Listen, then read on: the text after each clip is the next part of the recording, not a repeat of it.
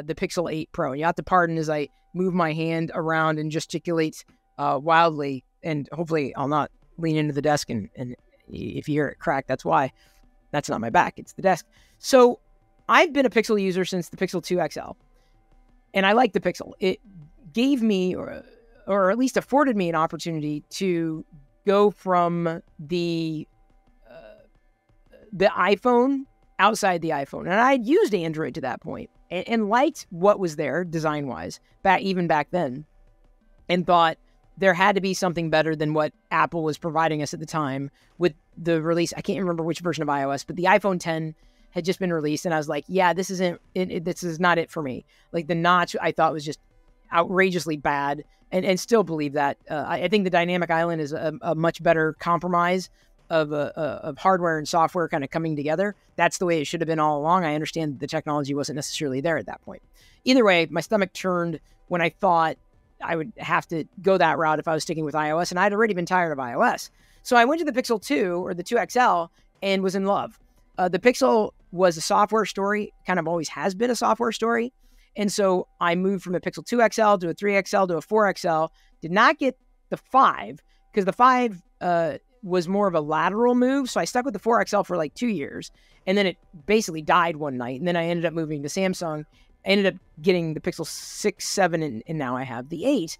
But the 6, 7, and 8 have been used as secondary devices, largely connected to a computer as a webcam, either using Re-Incubate Camo on macOS or Windows, which allows you to use either iOS and Android devices specifically as webcams. And pretty soon, Android itself, if you've got the newer, like, cutting-edge beta builds today, you can mount the Android device as a webcam natively on your platform of choice. So they're baking some functionality, decent functionality at the OS level, but I still think Re-Incubate Camo has it, over the native version, if only because the native version, when I tried it, and granted this may be a beta thing, the screen would flash and people would complain because I use my Pixel 8 Pro, or I will be using my Pixel 8 Pro, previous to the Pixel 7 Pro, as a webcam pointed down at my 3D printer on my desk. So that's my primary use case. So I'm giving you a history of my upgrade path for the Pixels.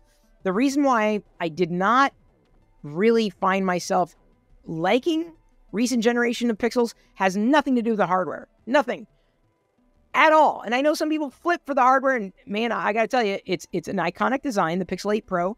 I'm very happy with how it looks, on the surface, even though I will be putting a case on it. It's nice. It's a clean design. I like the fact that it doesn't rock when I lay it on the table, because it's an even back for the what would you call it? The camera, not a cutout, not a notch, but the camera bump, right? It's an even bump. And some phones don't have that. Like, even with a case on my Samsung Galaxy S23 Ultra, it rocks. And that's kind of annoying when I have it on the desk and I'm doing something with it. So that, I know some people wouldn't necessarily call that out as a feature, but it's nice. Having that lack of incongruous nature of the bump has helped in those situations. And you don't realize when you don't realize you like that until you actually find yourself in a situation where you happen to be using it. So the Pixel, to me, has never been a hardware story. That's not what effectively pushed me away from it. Clearly, I'm holding on to a Pixel 8 Pro. I didn't have to buy it, but I found a use case for it. But in terms of a daily driver, it's not enough for me. So that's what I hope to outline here in the things that you need to know before you end up getting a Pixel 8 Pro, if you decide to get a Pixel 8 Pro. It's a Pixel. And of course, the software experience has evolved. It's a familiar experience, streamlined, very zippy to operate. But I got to tell you, I cannot feel the difference. I don't just mean weight-wise. I feel in the hand-wise, the back, the matte finish-wise, which I love. This is a nice. It feels really nice, the matte finish, admittedly. The zippiness on the Pixel 8 Pro is reminiscent of the 6 or the 7. To the point where I'm hard-pressed to tell you, okay, I don't even think I can tell you that the Pixel 8 is demonstrably faster than the 7. It doesn't feel that much more responsive in terms of getting in and out. It feels, which is, by the way, a testament to the older hardware running the software. Like, that's the software story. more often than not. That's not the hardware. You can throw better hardware and maybe it gets marginally faster, but we've reached a point, and I'm not saying everything's plateaued, but like with smartphones, whether we're talking about the iPhone or any Android devices, where the hardware is getting faster, yes, on paper, but the software getting faster-ish, kind of, but not really necessarily. So it's a familiar experience, streamlined, very zippy to operate, which, you know, again, is a huge win. I feel like that's one of the reasons why I would consider a Pixel, is the fact that it is an uncluttered experience. I'm not saying it's pure Android, because I'm not even sure that really truly exists anymore. I know AOSP, but the Pixel is a pixelized or a Google take on the Android experience. It makes it very difficult to not want to use, because I love the zippiness, and I would say it feels maybe a hair zippier. The animations, the transitions, even with them bumped down in the developer settings from a 1.0 to a 0.5 animation speed, transition speed, it still feels zippier on the Pixel 8 Pro, 7, and 6 compared to an S23 Ultra, let's say. But it's a huge testament. So if you're looking for a zippy Android experience, there's possibly one that's better, but the best that I happen to have used at this point has been the Pixel series, part of the Pixel series. It's a good display. It's a good size in my hand. I mean, I know some people aren't big screen or big phone users, but I am. I got used to it. The phablet type of experience. I mean, I'd imagine there are some bigger and some smaller, but it feels right in my hand. Whether we're talking about the edges, which again, I'm going to be minimizing that impact because I'm going to be putting a case on this thing.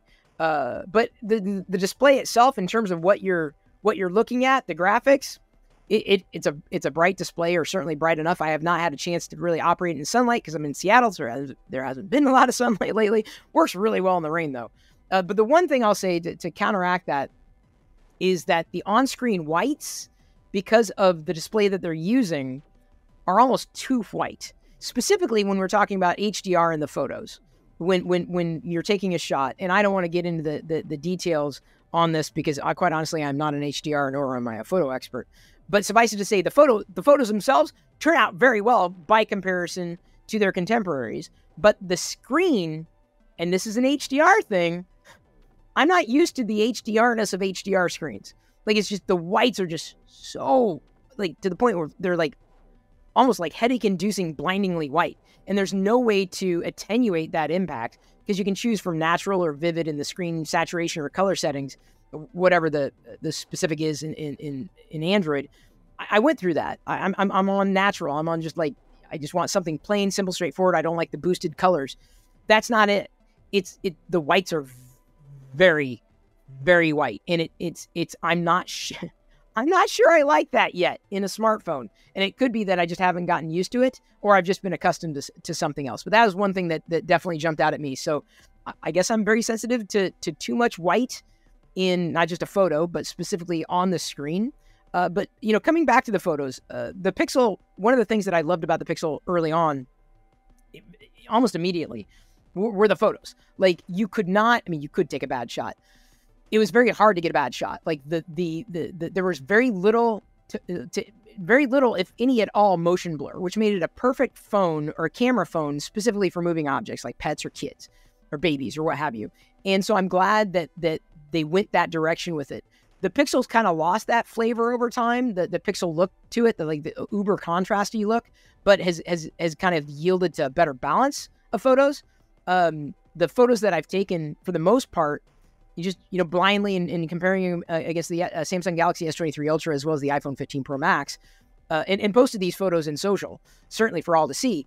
The Pixel has impressed. Like, in almost every case, it has been a much more impressive photo, beginning to end. And maybe there have been a few exceptions, and that could have been because the lens didn't trip, the right lens didn't trip at the proper distance. Sometimes you have to wait a second, or you have to wait a beat for the lens to flip over. And I've run into issues with that. Less so on the Pixel than the iPhone, certainly.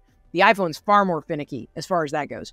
But I've taken night shots, low light shots, indoor shots, outdoor shots, and the Pixel 8 camera has been more impressive to me than the 6 or the 7. not dramatically, insofar as I have had issues where taking shots where normally you'd expect HDR to trigger on some brighter spots, it gets blown out. So there may be some tweaking of the algorithm that they may or may not do. I don't know if Google's necessarily chasing that, but that's something that has been bothersome to me. And if HDR does not trip, especially in these high contrasted environments, that's something that actually annoys me greatly. So I'm not saying that would be the thing that would keep me from using the Pixel. It wouldn't. I would be very, very happy with using a Pixel camera to take the photos that I would normally take, or even the video that I would normally take. I have zero qualms. Not sure I like the camera app as much as what I've been accustomed to with the Samsung Galaxy S23 Ultra, but it works. It is more than serviceable. It is ample, beyond ample, and it's something that if you were ever on the fence of should I get a Pixel, I don't know. It's good. It's a good software experience. It's a great photo experience. Those are honestly the foundations of what you should expect in a smartphone. And given that the Pixel, even though this is the 8 Pro, so it's got some, pro level features, on down the line down to the A series of products, that experience trickles down. It may not be as good, but it is measurably better than what you might find in other devices. And I would say that's largely due to the way that the Pixel has been designed primarily as a software experience. And I will come back to that. Face lock, that's one of the, or face unlock. You can't lock something with your face, although that'd be interesting. Although that would be annoying ting like, oh, I locked it. Dang it. God damn it. I just realized that. It was stupid. So I thought it was cool. I thought it was, for a second, I thought it was genius. Yeah. And I thought about it.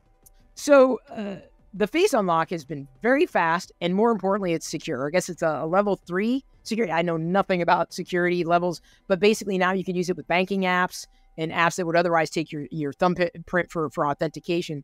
It is a very valuable thing to have when you need it, a very convenient thing to have.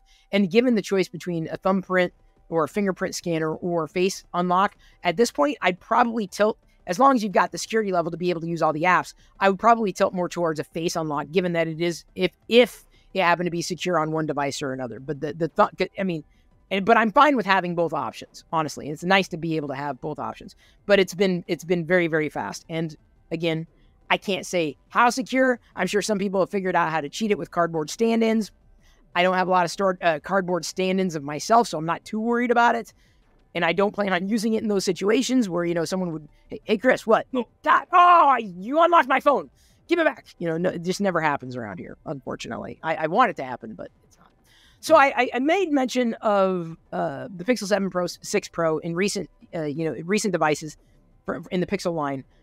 I haven't been impressed with the reboot of it, the Android experience that Google pushed down a couple years ago. It's a little too chonky for me. It has been more refined. I've grown more accustomed to it, but more than anything, recent Pixel generations, and this really changed for me with the 6, and then certainly the 7, and then carrying over to the 8, jank. I am very sensitive to frame drops, scrolling behavior, judder. It's bothersome. And I will tell you, the 8 Pro does no better than the 7 Pro. And I'm not saying that it's a jank fest, but I am saying that they're not optimizing. I'm telling you, they are not. Do I have definitive proof? But by gut, they don't seem to be optimizing the software experience for fluidity on newer Pixel devices as they did back in the day. They're not. The scrolling isn't as smooth. And I'm not talking about Google Play. The Google Play Store, that's a jank fest no matter which platform you use, although it is very smooth on a Samsung Galaxy S23 Ultra because of optimization, software optimizations, not the hardware. So with that, getting in and out of apps, fine, is fluid, but in an app itself, if it's graphically heavy, like let's say Google News or the Google Feed, or sometimes in Google Photos, like scrolling and holding on to the scroll, it's not as smooth as the Samsung Galaxy S23 Ultra. Sorry, not as fluid.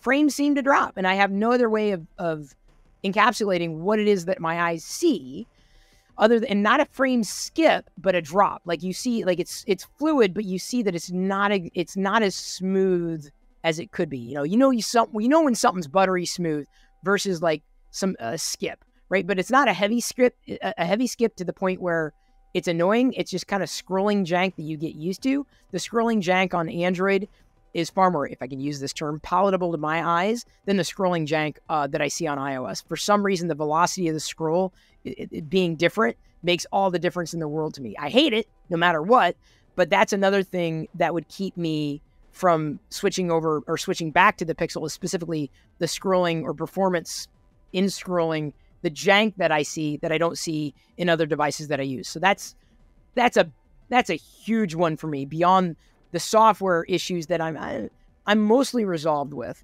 And again, I will come back to that. I'm going to come back to it right now because it's the next thing in my list. You didn't have to wait that long. Huh? That's pretty good. You know, you're thinking, oh, great, another freaking half hour. Is this guy ever going to finish? So there's the gesture hint at the bottom of the screen, right? I hate this thing. I've hated it on Apple devices. The turd bar is what I used to call it. I hate it on every device. Well, Android OEMs, except for Google, let you turn it off. You can turn off that gesture hint. And that becomes a thing where if you're in an app, like let's say Gmail, right? Let's see if it's going to get in focus. Am I getting focus? I need to like set the focus better. So the background is not transparent behind that nav bar. And the issue with that is when I switch between that app and let's say the Google News app, the background is different. So it's incongruent. I'm not currently connected on the phone. So it looks different between the apps. And that looks really annoying when you're doing the app switching. And it's just annoying that you can't predict that it's going to be the same clean experience with the gesture hint. You can't turn it off. You can turn on a toggle in developer settings, but that's only for apps that are targeting the Android 15 or higher. That's not but a year away. So that's the thing. The promise and potential for making that background behind that gesture nav or the gesture hint disappear, beyond waiting for Google to never fix it. And there's over 1,000 of us who have starred that ticket or thumbs up the ticket for them to look at it to say, hey, you need to fix this because we're annoyed by it. Apps targeting Android 15 or higher will be forced to use a transparent background behind the gesture nav, which means a far more congruent experience, far more cleaner experience between apps on Android, no matter, you know, who makes the app or what that, you know, if it's dark background, a white background, it's just transparent. So that's something I'm very much looking forward to a year from now. And maybe by then that, you know, it will have mitigated across most of the apps that I happen to use. They will have licked the other scrolling judder that I've seen and get beyond the other software issue. The only other glaring issue that I've found is specifically you can't make folders in the app drawer. That annoys me. I don't want to have apps on my desktop, or if you call it that, the springboard, whatever, the home screen. I like them in the app drawer. You can't add folders. And I know it's a small thing to ask, and I know you could say, oh, Chris, use a third-party launcher. Third-party launchers have kind of been broken with gesture nav for the past few revisions of Android. That keeps me from using third-party launchers. So a lot of the workarounds or the expected workarounds, I don't find myself being able to work around. I can't. And that's, again, not to take away from the general, you know, interesting nature of the Pixel experience. In fact, I guess I'm gonna jump a point here. The AI features, really neat, right? Within Photos, even though I haven't had a chance to really use them effectively because I don't take tons of shots that need to, you know, to have the magic editor be used. Although a lot of that happens in the cloud, so I expect those features to trickle down eventually past the Google devices and specifically into Google One subscriptions, much like the previous version, or what was the Magic Eraser? The Magic Eraser tool initially was just a Pixel exclusive, then that came out to all Google subscribers, which is great. That's the way I think that, even though I have no insight as to whether it's going to happen, I think that's what exactly going to happen to those AI features in Google Photos.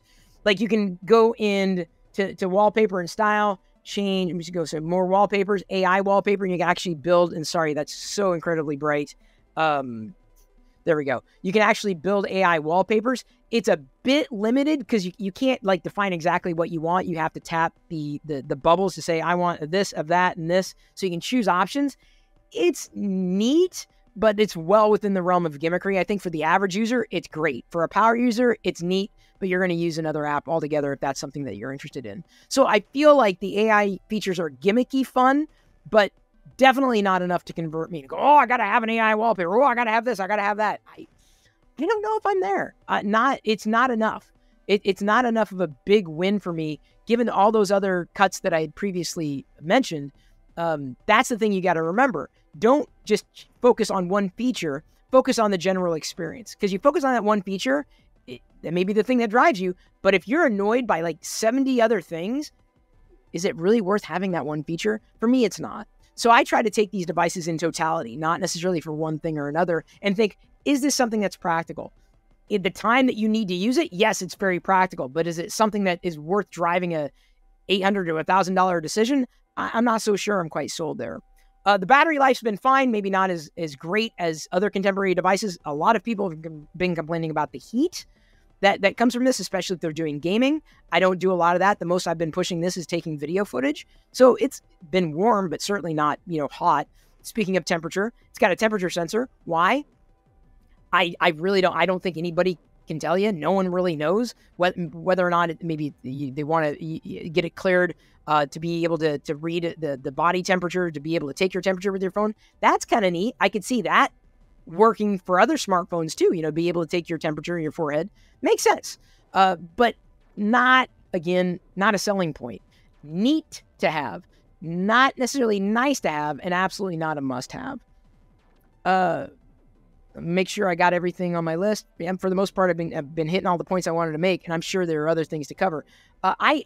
Despite the Pixel not being a primary driver for me, I have zero qualms in recommending, zero reservations in recommending the Google Pixel for anybody. And I say this with extreme clarity, because some people I think are afraid of Android because they're used to iOS. And I think you're missing out on some really interesting experiences that you could have and realize, wow, iOS is really behind the times as far as a lot of this stuff goes.